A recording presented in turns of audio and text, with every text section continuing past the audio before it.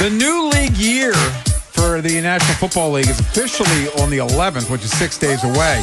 But legal tampering starts on the 9th, which is Monday. And so that means stuff starts leaking probably on Sunday. There are some interesting names on the trade market.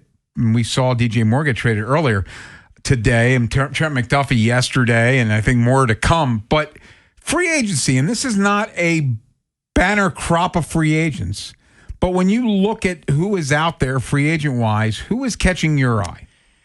Let's start with some offensive linemen, interior guys that caught my eye. And this is obviously operating under the assumption that Tyler Linderbaum is gone. A name that's been connected to the Ravens a lot is Conor McGovern, the Bills center who Bills had a very good offensive line last year, and he was now Pro Football Focus. I always take it with a grain of salt, but he was 13th among centers. I think that that's a cheaper option, much cheaper option than Tyler Linderbaum. And I think that that would make sense because if Linderbaum walks, I don't know if you necessarily want to roll the dice with another rookie center with Declan Doyle being a first-time offensive coordinator, Lamar Jackson. Like you probably want more of a sure thing at center. Here's my thing about the center position. If they had two guards I liked, I think I'd feel better about going with the rookie center. But one guard is likely going to be Emory Jones, and the other guard is going to be somebody that isn't here. So, yeah, I'd probably be with you and look for a center on the market. And I looked at some interior offensive linemen as well. ESPN did a great job with some of the they did the top 100 free agents, and there are definitely some guards out there. I'm going to start with a big fish, though, which it seems like the Ravens have some interest, and that's Trey Hendrickson. Trey Hendrickson, I don't know how hurt he is. There have been multiple reports that he just checked out on the Bengals because, remember that he famously showed up that one day for OTAs, just held a press conference to crap on them and then never played and just took his money. 2 years prior, he had 17.5 sacks each year.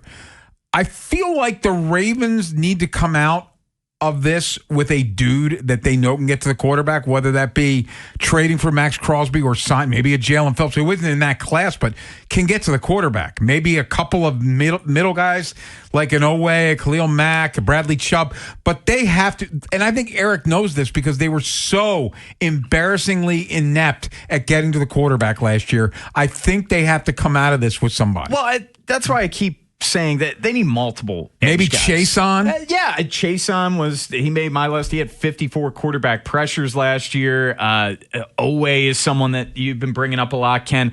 Maybe even a Boye Mafe. Yeah, I know that he's not one of those top guys, but if you got him and then someone else, you'd feel pretty good. And then a lesser name to keep in mind for me, I've always kind of liked this guy, and this is more of a rotational piece. Like, this is not the main thing, but like a Derek Barnett has been very effective. He was solid for them in Houston. And that's kind of one of those guys that Eric has really liked when talking about bringing in edge guys from the outside. I'll talk about two older guys, one on offense, one on defense. So on defense, it sounds like Cam Jordan has done in New Orleans. Is there anything left in that tank? That's on brand for them. And he's a guy that for years has been a consistent pass rusher, though has slowed down.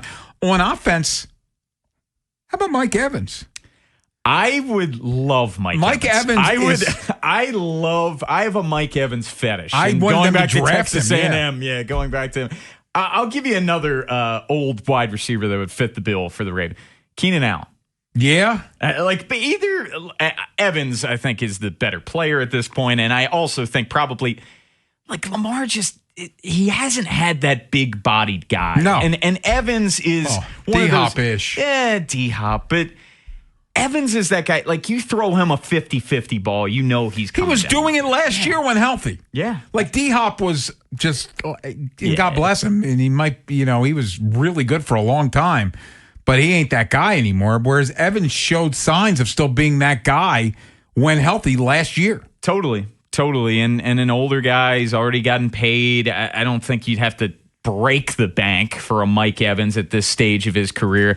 I expect them to bring in a veteran wide receiver. They just always have a veteran guy in that room. But going back to the offensive line, though, some of the guards, and I've been bringing up Isaac Seumalo a lot. I just think it makes a lot of sense. He's older. I don't think it would break the bank. It really reminds me exactly like Kevin Zeitler. Like at this stage, he's 31, 32. David Edwards, he was on the Bills offensive line as well. He's a guard. He had a solid year, 28 years old. If you want to go the older guy route, Joel Bitonio, if he decides to continue to play, and then Kevin Zeitler, he's out there as well. Interesting name. Elijah Vera Tucker missed all last year with an injury.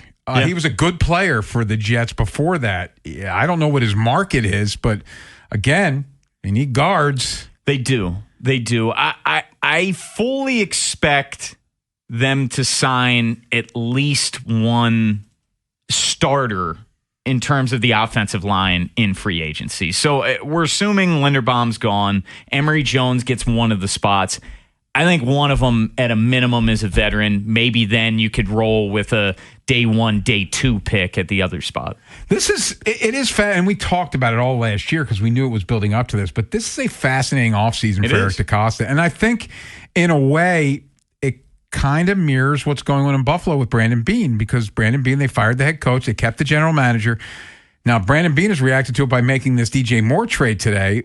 I think the Ravens were interested in DJ Moore. I don't know about that compensation for DJ Moore, and I like him, but you're giving up you got more than a 5 for a 2. Second, and it's in that contract. And you guaranteed him more money. He is not a number 1 receiver, and I like him. Yeah, but he's a better Shakir essentially for the Bills. So they don't have that outside guy yet, and you're paying him like he's a big time receiver. Well, the reality is in sports, if you're the GM and you fire the head coach, well, the spotlight's on you. And you got to be aggressive. You got to do things differently to try to get you over the hump. And that's why I fully expect Eric to do at least I think one there's one big swing, move. but the more I think about it, the more I think it's going to be a trade. But I think there's going to be a big swing here. I think so, too. And then a couple other guys to keep in mind in terms of defensive line, because they were both cut. Bradley Chubb and Javon Hargrave. Both interesting guys. I think both make a lot of sense.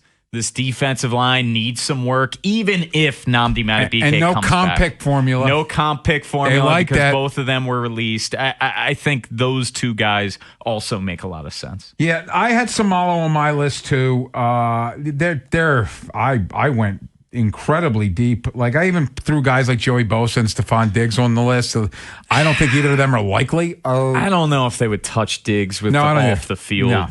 Now, if the off the field stuff wasn't there, yeah, maybe it's a different conversation. Heck, maybe he's still in New England if the off the field stuff didn't. Yeah, I guess he was owed $6 million tomorrow. So he's like, thank you for that season. Thank you for your service. And we're going to go another direction.